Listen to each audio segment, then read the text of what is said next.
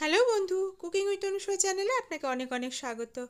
আজকে আমি টমেটো আলু ফুলকপির পোস্ত রেসিপি নিয়ে হাজির হয়েছি।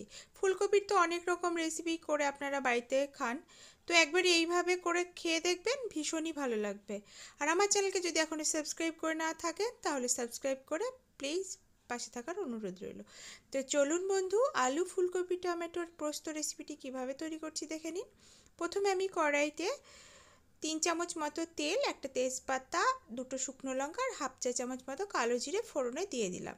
এবার এখানে 4টে ছোট সাইজের আলুকে পাতলা পাতলা করে কুচি করে দিয়ে দিচ্ছি।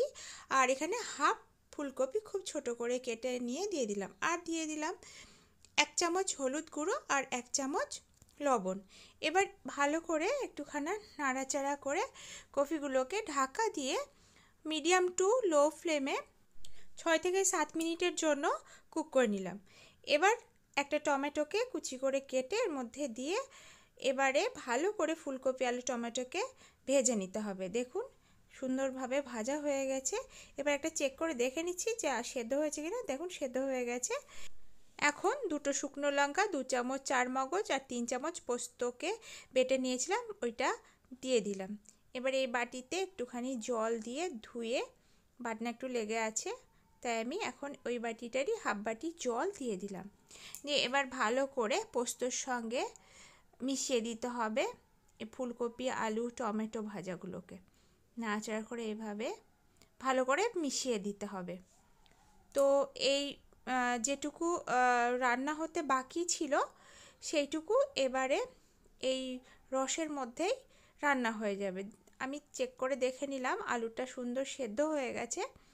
আর এটার গ্রেভি মাখো মাখো হবে, খেতে খুবই ভালো লাগে। 2 মিনিটের জন্য পুরোপুরি ঢাকা দিয়ে দিলাম। দিয়ে 2 মিনিট পর তুলে ঢাকনা তুলে দেখুন তেল ছাড়া ছাড়া হয়ে গেছে, উপর থেকে তেল ভেসে গেছে। মানে আমার টমেটো আলু ফুলকপির পোস্ত রেসিপি পুরোপুরি তৈরি। এখন নামিয়ে পরিবেশন করলেই হলো। দেখুন কতটা সুন্দর দেখতে হয়েছে। আর এটি যতটাই সুন্দর ততটাই খেতে ভালো লাগে।